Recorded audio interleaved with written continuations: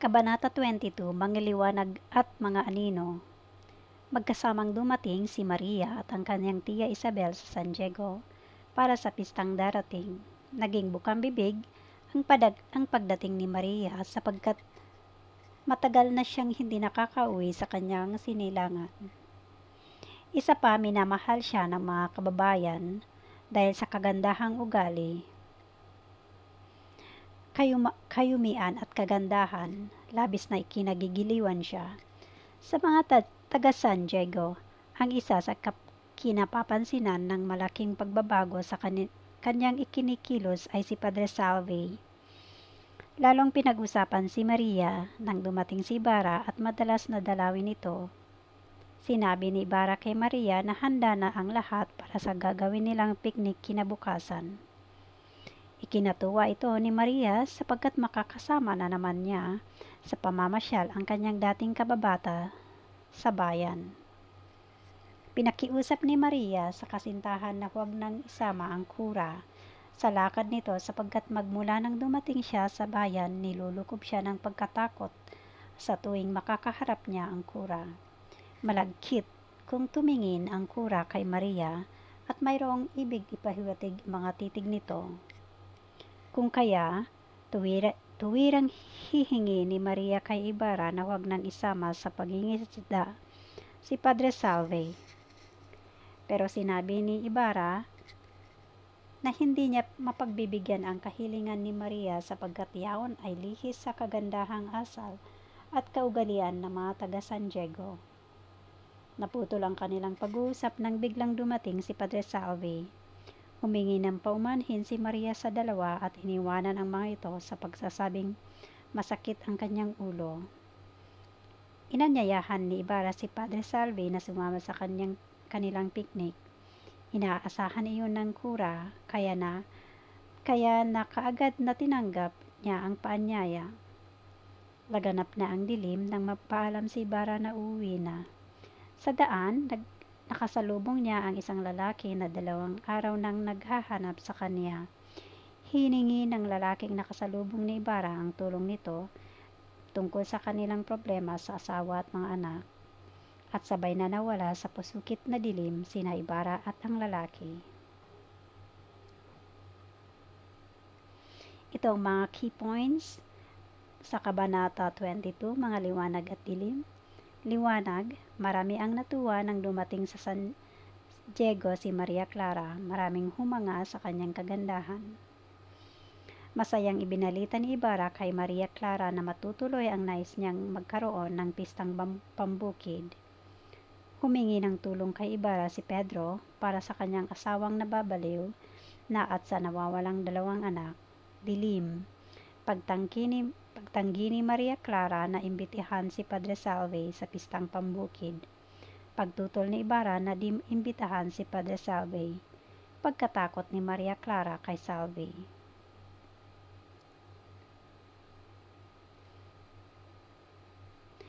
Ito ang mga aral na matutunan sa Kabanata 22. Mayroon kanya-kanyang pananaw at nililihim na pag-iisip ang bawat tao. Ito ay maihahalon tulad sa pag-iisip ng isang kura na si Padre Salvi. Kahit na hindi na binanggit ang eksaktong nasa isip nito, ayon naman kay Maria Clara, ito ay tila may binabalak ng dahil sa malalagkit na tingin nito sa kanya. Tulad din ng pamagat ng kabanata, mayroong kadiliman at kaliwanagan sa mga tao at sitwasyon sa nobela man na nila no limitang here o sa totoong buhay ng bawat tao. Ito mga tauhan sa No Limitang Here Kabanata 22, Maria Clara Crisostomo Ibarra, Padre Salvi Elias.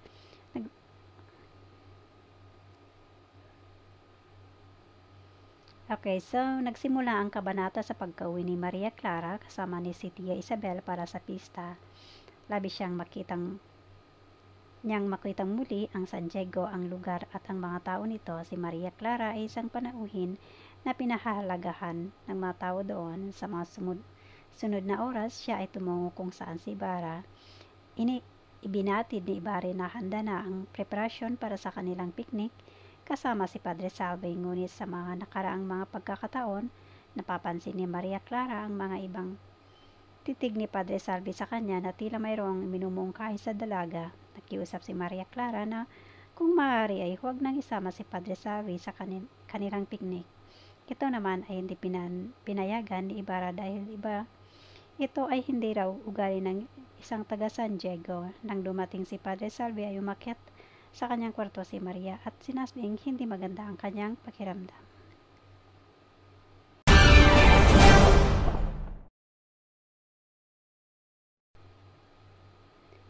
Buod ng Kabanata 23, Pangingisda. Madilim-dilim pa nagsigayak na ang mga kabataan, kadalagahan at ilang matatandang babae na patungo sa dalawang bangkang nakahinto sa pasigan. Ang mga kawaksing babae ay mayroong sunong-sunong na mga bakol na kinalalagyan ng mga pagkain at pinggan. Ang mga bangka ay nagagayakan ng mga bulaklak, mga iba't ibang kulay na kagaya ng gitara, alpa, akordeon at tambuli. Si Maria Clara ay nakaagapay ang mga matatalik nitong kaibigan na sina Iday, Victorina, Sinang at Neneng. Habang naglalakad, masaya silang nagkukwentuhan at nagbibiruan. Paminsan-minsan ay binabawalan sila ng mga matatandang babae sa pangunguna ni Tia Isabel, pero sige pa rin ang kanilang kwentuhan. Nagtig-isang bangka ang mga dalaga sapagkat lulubog daw ang kanilang sinasakyan. Dahil dito, mabilis na lumipat ang ilang kabinataan sa bangkang sinasakyan ng mga dalagang kanilang pinipintuho. Si Bara ay napatabi kay Maria, si Albino ay kay Victorina na tameme sa pagkakagulo ang mga dalaga. Ang piloto o ang sumasagwan sa dalawang bangkang para umusad sa tubig ay isang binatang may matikas na anyo. Matipuno ang pangangatawan, maitim, mahaba ang buhok at siksik sa laman. Ito ay si Elias. Habang hinihintay na maluto ang agahan, si Maria ay umawit ng kundiman. Balana ay hindi nakaimik. Sinabi ni Anteng na nakahanda na ang sabaw para sa sinisigang na isda. Ang mga nagpipiknik ay nasa may baklad ni Kapitan Tiago. Ang magbibinatang anak ng isang mangingisda ay naman daw sa baklad, ngunit kaliskis man ng isda ay walang nasalok. Si Leon na katipan ni Inday ang kumuha ng panalok. Isinalok ito, ngunit wala ring nahuling isda. Sinabi na ang kawalan ng isda sa lawa ay dahil may buwaya sa loob ng baklad, pero pinaya pa sila ng ilang mga kalalakihan sa pagsasabing sanay si Elias na humuli ng buwaya. Ilang saglit lang, nahuli na ni Elias ang buwaya, pero higit na malakas ang buwaya. Naggagapi si Elias dahil dito, kumuha ng isang punyal si Ibarra at lumundag din sa lawa. Hindi hinimatay si Maria Clara sapagkat ang mga dalaga noon ay hindi marunong mahimatay. Biglang umalimbay ang pulang tubig, lumundag pa ang isang anak ng mangingisda na may tangang gulok. Pamaya-mayay lumitaw sina Ibarra at ang piloto na si Elias na dahil iniligtas siya ni Ibarra sa tiyak na kapahamakan, utang niya ang kanyang buhay dito.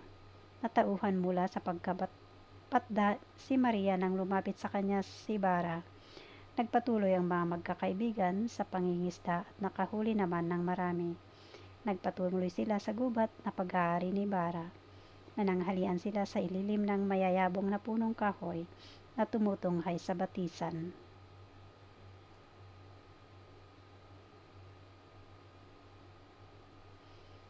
Ito ang mga aral na matutunan sa Kabanata 23, kumilos ng maayos sa tamang lugar at panahon, tumulong sa kapwa kung kinakailangan.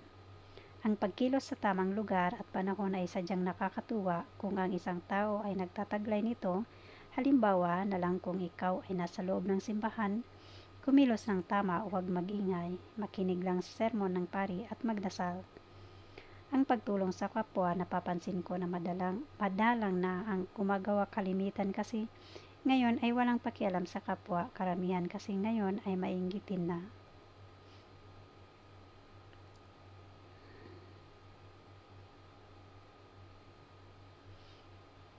Itong mga tauhan sa Kabanata 23 ang pangingisda: Maria Clara, Sinang, Victorina, Inday, Neneng, Albino, Tia Isabel, Crisostomo Ibarra, Kapitanas Tisa, Andeng, Leon, Banquero, Elias. Maria Clara ang magandang dalaga na anak ni Kapitan Tiago at kasintahan ni Ibarra. Siya ang umawit ng napakagandang awitin ng sila ay nasa bangka. Siya rin ang kumakausap sa bangkero nang mapansin niya itong malungkot at nang may buhaya sa loob ng baklad ay takot na takot siya at nagwika na hindi pa siya nakakita ng buhaya. Sinang ang masayahing kaibigan ni Maria Clara, anak siya ni Kapitana Tika.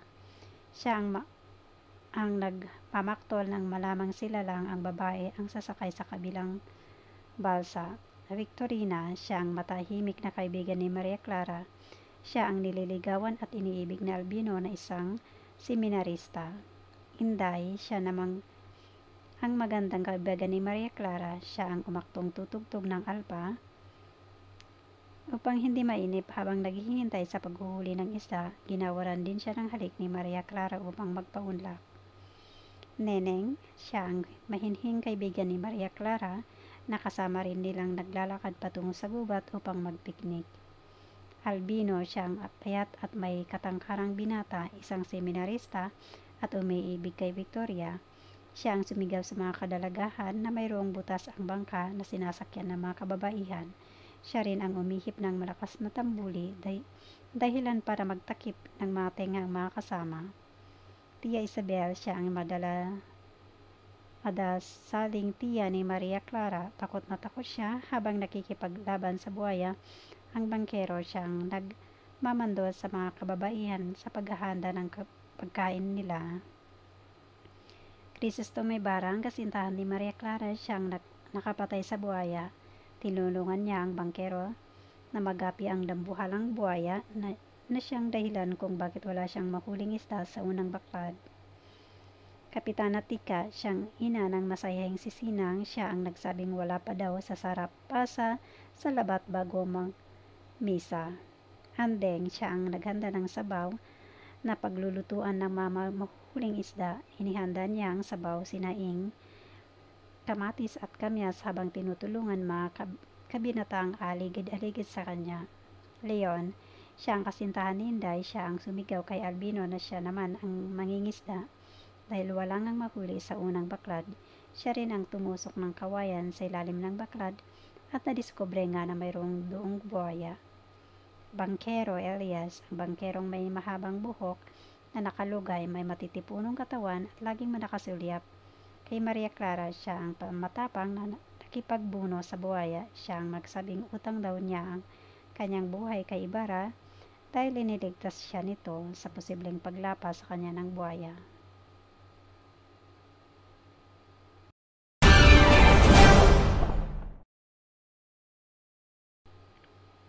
Kabanata 24 sa gubat. Pagkatapos na makapagmisa ng maaga si Padre Salvi, nagtuloy ito sa kumbento upang kumain ng almusal. May inabot na sulat ang kanyang kawaksi.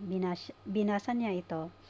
Kapag dakay nalimutak ang liham at hindi na nag-almusal, ipinahanda niya ang kanyang karwahe at nagpahatid sa piknikan. Sa may di kalayuan, pinahinto niya ang karwahe. Pinabalik niya sa kumbento. Namaybay siya sa mga latian hanggang sa maulinigan niya si Maria na naghahanap ng pugad ng gansa. Naniniwala ang mga dalaga na sino man ang makakita ng pugad upang masundan niya at makita parati si Ibarra nang hindi siya makikita nito. Tuwang-tuwa si Padre Salvi sa panonood sa papalayong mga dalaga. Nais niyang sundan ang mga ito pero ipinasya niyang hanapin na lamang mga kasama nito. Nang punahin ang mga kasama nito tungkol sa kanyang galos, sinabi niyang siya ay naligaw. Pagkaraang makapang nanghali na pag-usapan ni na Padre Salvi ang taong tumatampalasan kay Padre Damaso na naging dahilan ng pagkakasakit nito. Kamala-mala dumating si Sisa, nakita siya ni Ibarra, kaya kagad na iniutos na pakainin ito. Ngunit mabilis na tumalilis si Sisa. Napunta ang usapan sa pagkawala ni na Crispin at Basilio, mga sakristan ni Padre Salvi. Naging maigting ang pagtatalo ni na Padre Salvi at Don Felipo sapagkat sinabi ng Don na higit pang mahalaga sa kura ang paghahanap sa nawawalang onsa kaysa sa kanyang dalawang sakristan. Namagitan na si Ibarra sapagkat magpapangana na ang dalawa. Sinabi niya sa mga kaharap na siya na ang kukup kay Sisa. Kapag dakay, nakiumpok na si Ibarra sa mga nagsisipaglarong binata at dalaga na naglalaro ng gulong ng kapalaran. Nagtanong si Ibarra kung magtatangumpay siya sa kanyang balak. Inihagis niya ang dais at binasa niya ang sagot na tumama sa ang pangarap ay nanatiling pangarap lamang. Pinahayag niyang nagsisinungaling ang aklat ng gulong ng kapalaran. Mula sa kanyang bulsa, inilabas niya ang isang kapirasong sulat na nagsasaad na pinatibay na ang kanyang balak na magtayo ng bahay paaralan.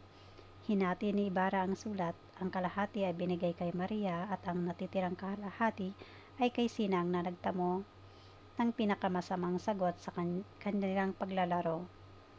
At iniwanan na ni Ibarra sa paglalaro ang mga kaibigan. Dumating si Padre Salvi.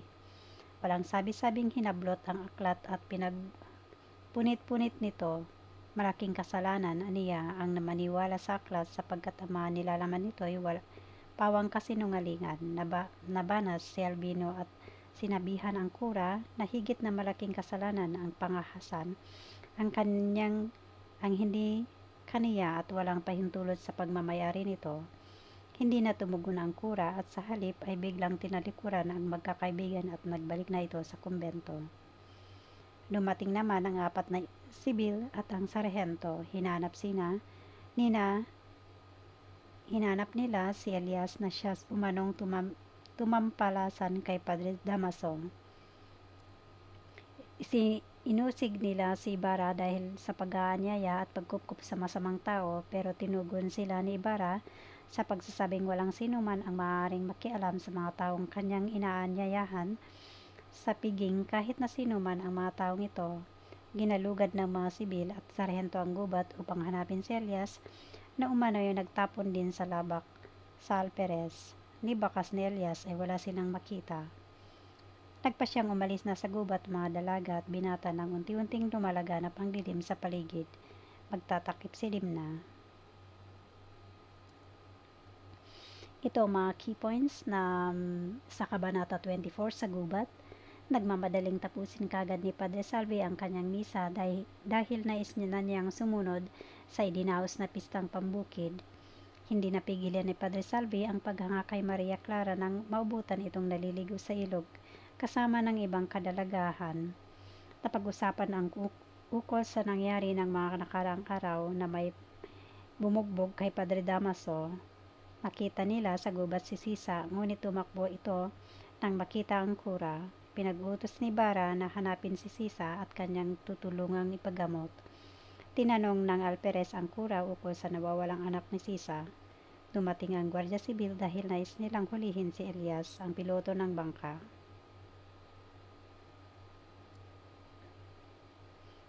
Itong mga aral na matutunan sa Kabanata 24, mahalaga ang pagkakapantay-pantay sapagkat lahat ng tao ay nilikha ng Diyos na pare-pareho at walang nakalalamang sa iba. Dapat na hindi natin ituring na nakakahigit tayo sa iba. Ito man ay sa antas ng ating pamumuhay o ibang kalagayan. Tayo ay pantay-pantay lamang ng mga karapatan at kalayaan. Ito mga tauhan sa Kabanata 24. Crispin, anak ni Sisa na isang sakristan ni Padre Salvi. Basilio, kapatid ni Crispin. Sisa, ina ni na Crispin at Basilio. Don Felipo, Teniente Mayor na mahilig magbasa. Padre Salvi, ang paring pinagsisilbihan ni na Crispin at Basilio. Maria Clara, anak ni Kapitan Tiago na kasintahan ni Ibarra. Ibarra, isang mayamang lalaki na taga-Europa na nagbalik sa Pilipinas, kasintahan ni Maria Clara. Kapitan Basilio, nakalaban ni Ibarra sa lorong ajedrez. Alperes, ang bangong opisyal na kasalo ni Padre Salvi.